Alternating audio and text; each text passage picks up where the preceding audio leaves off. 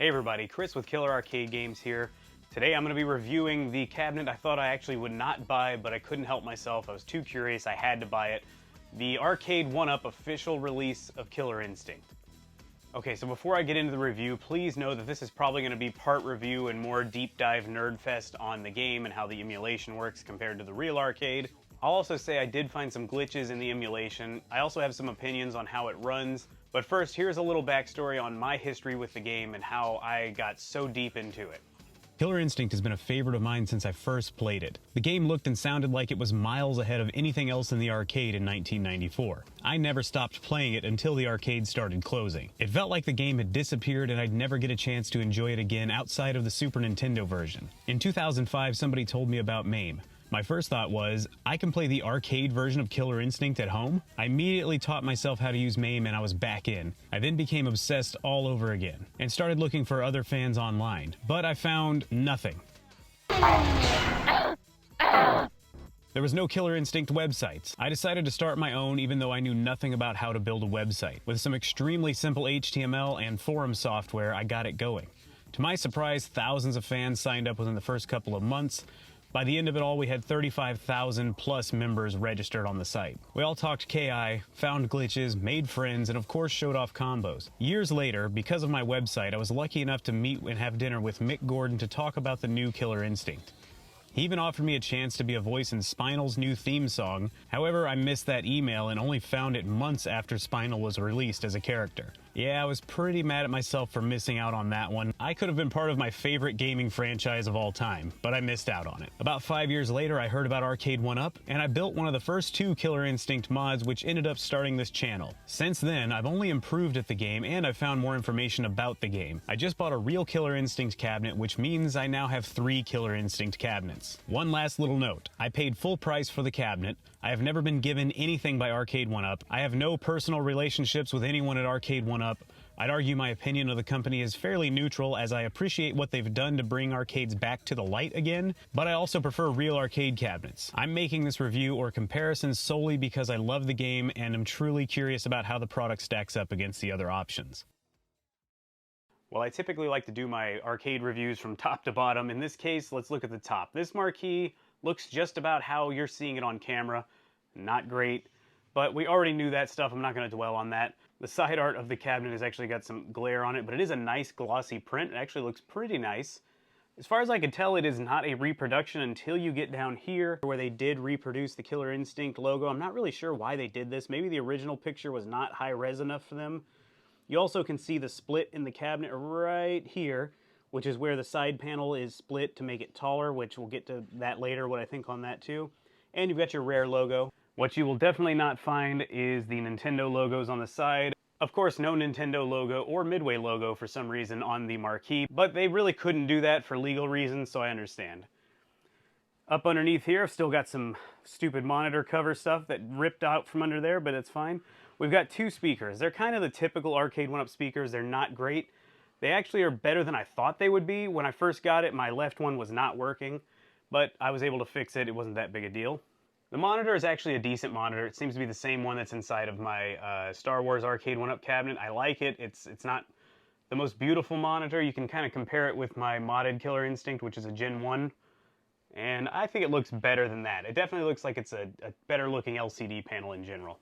Alright, so now let's look at this. This is the least favorite of the cabinet, in my opinion. I don't really mind the actual deck art. I like that they were able to include all the button assignments there around here, but you can see this weird outline that's around everything, and it took me a while to realize what it was there for, and then I realized this.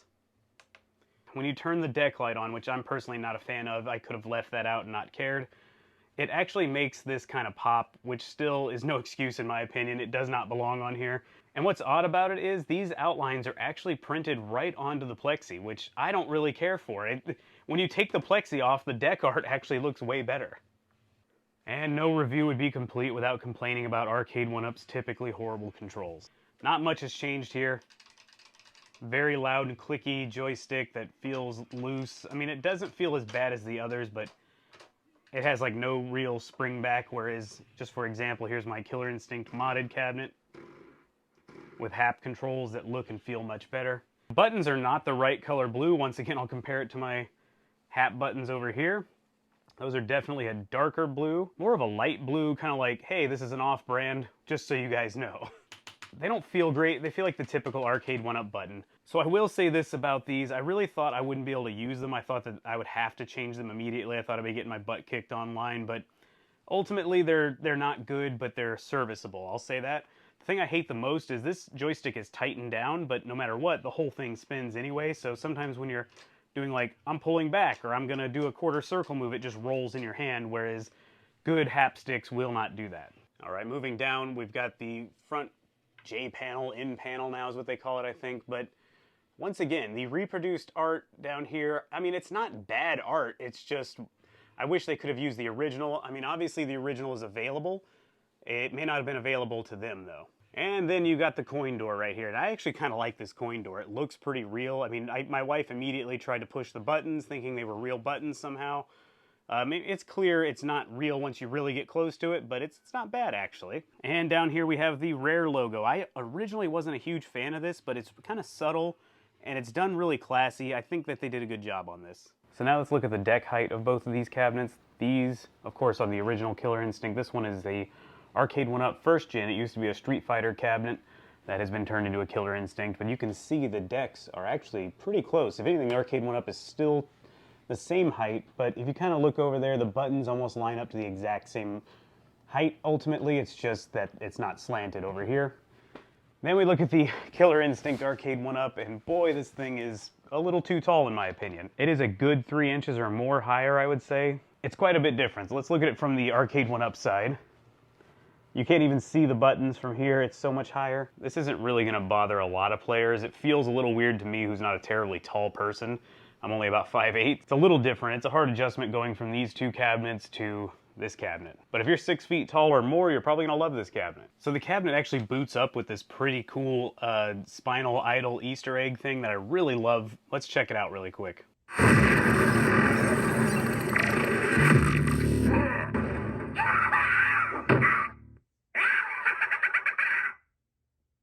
So nobody really talked about that as far as I know. I didn't see that in any other reviews. I don't know, maybe that was something that just impressed me, but I thought that was a great touch. So when the game boots up, you end up on a screen that looks just like this. You can see your leaderboards there, which let's talk about those really quickly. There are a ton of categories to go through here.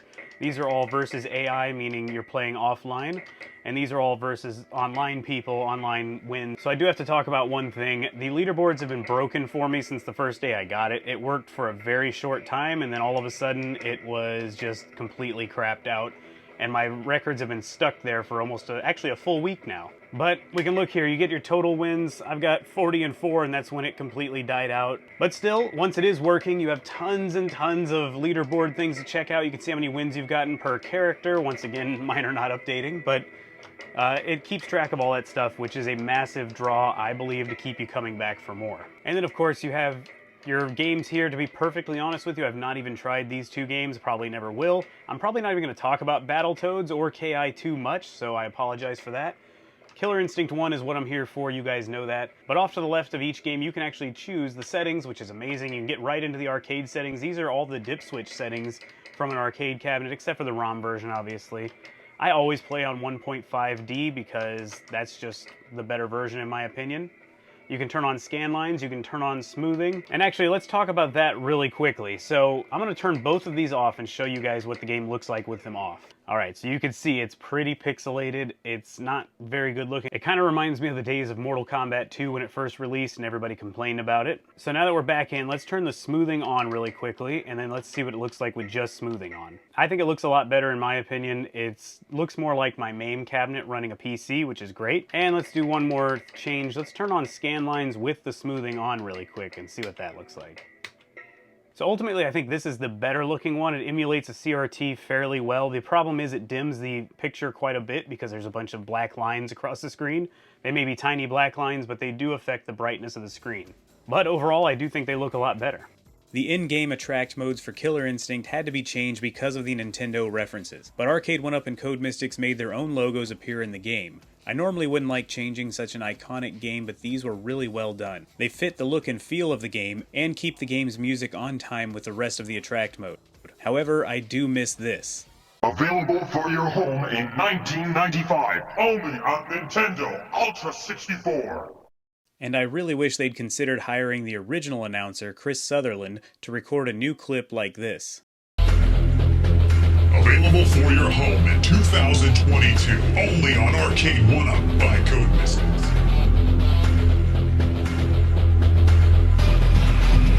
Killer Instinct. Moving on to the online play, which is actually surprisingly good. Yes, there is some lag and sometimes it's really bad, but for the most part, I've enjoyed it. I've been doing 2 to 3 hour streams playing the game online with subscribers. It's been a lot of fun getting to play against the people who've only been able to watch me for the past few years.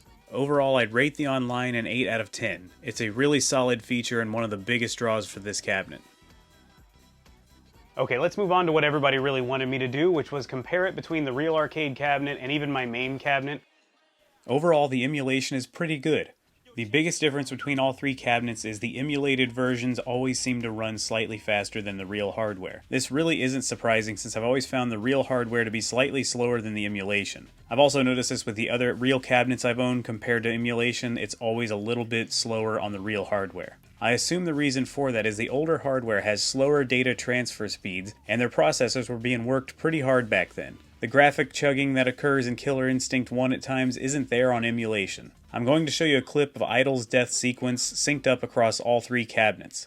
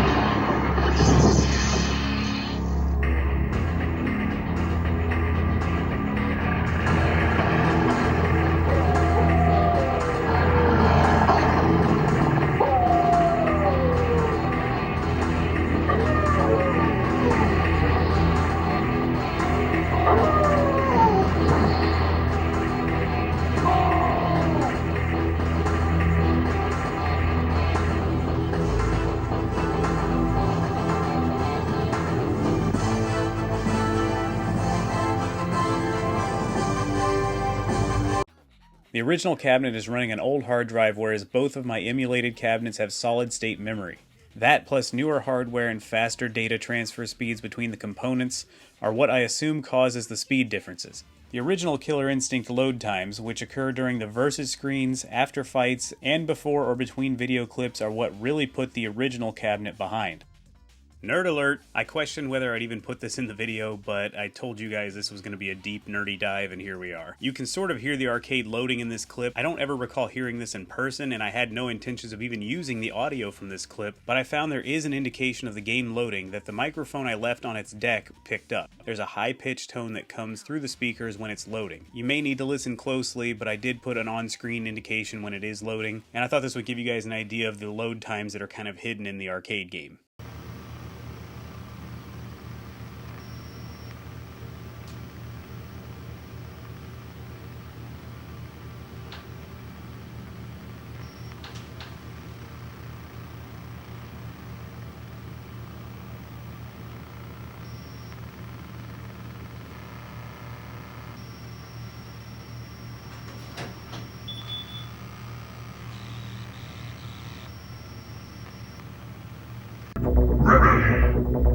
However, when all three cabinets were left to sit until the time ran out, the original cab still fell behind by about 2 seconds.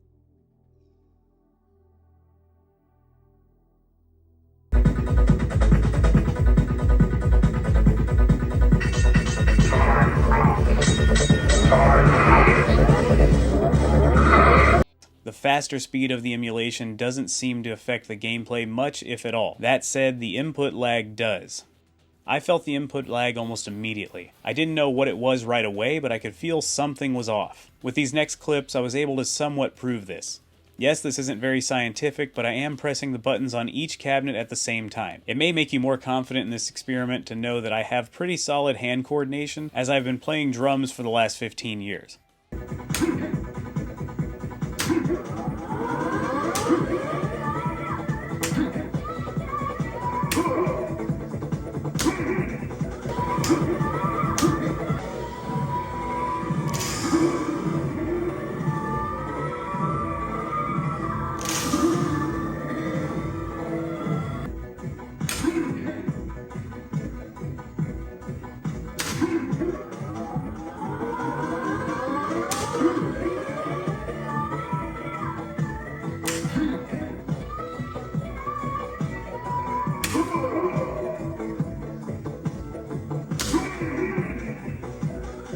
also tested this briefly on MAME just for an example. I'd like to note I did leave the VSync setting on in MAME, since I assume Arcade1Up's emulation has a similar setting running also.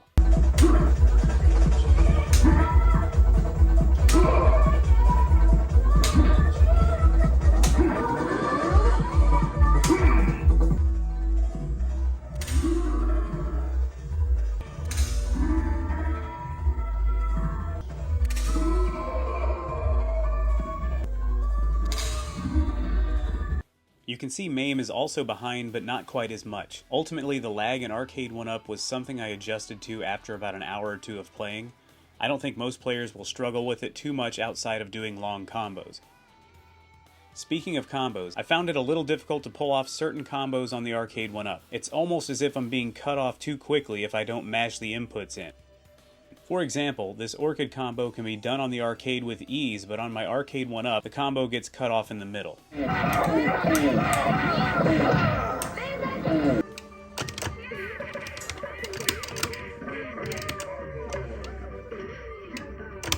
This could just be a combination of the input lag and poor controls, but I'm unsure exactly what's causing it. The first thing that comes to my mind is a video done by Paquito. This combo with TJ combo would be difficult to pull off, since you need to step back before performing the next moves.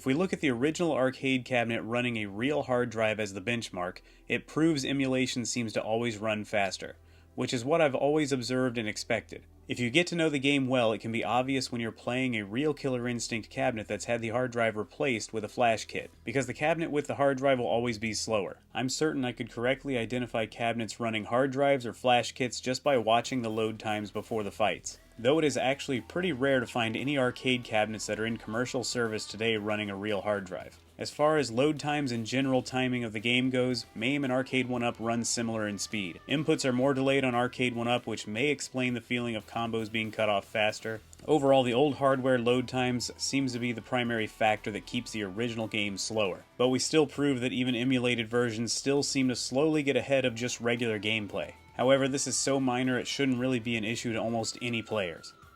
Now let's move on to the glitches in the emulation or problems with the emulation.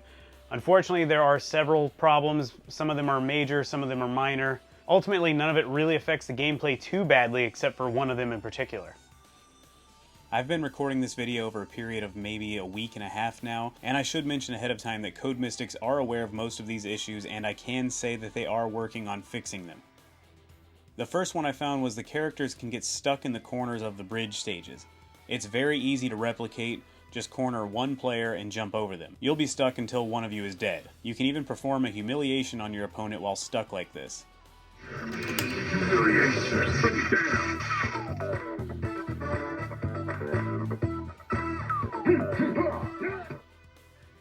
Another glitch, which I can confirm will be fixed, is after beating the game, the emulation crashes before the credits load, leaving you on the arcade cabinet's main menu. Lastly, and probably least important, I've seen flashes of something in the sky. No, I'm not having a stroke, and no, it's not aliens. There's a graphical glitch happening in the sky stages. I've seen it a few times and can't tell exactly what's happening. It's hardly an issue, but it is something I noticed and thought I would share with you. It's also worth noting that all cheats from the arcade cabinet exist in Arcade1Up's cabinet. Easy combo breakers, the hidden sky stage,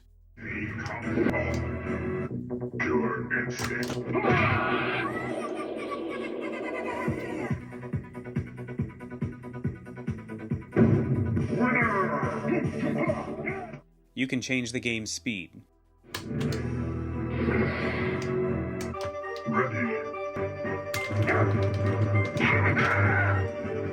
And you can play as Idle.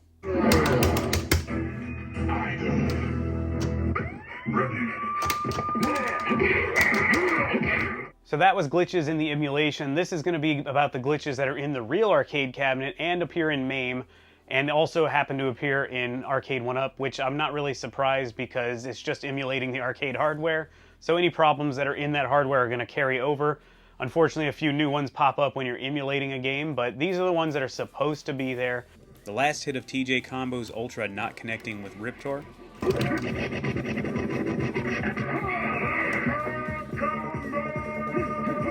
The infinite falling glitch.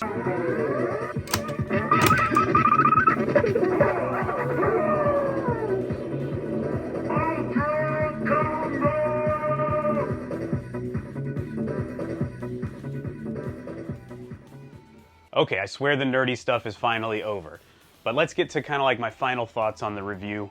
So I've had this cabinet for about 2 weeks now. I've been playing it a lot. I've had a lot of time logged on it. And I think I could safely say 90% of Killer Instinct fans will buy this cabinet, will love this cabinet, and will not feel bad about purchasing a $700 cabinet at all. Yes, there's still problems with the emulation, and it did kind of have me down on the whole thing right after buying it, but it is good to know after talking to Code Mystics that they are working hard at fixing a lot of this stuff. I don't know if they're going to fix all of it, but I do know that they are hard at work to try to fix it. They seem very dedicated to fix it.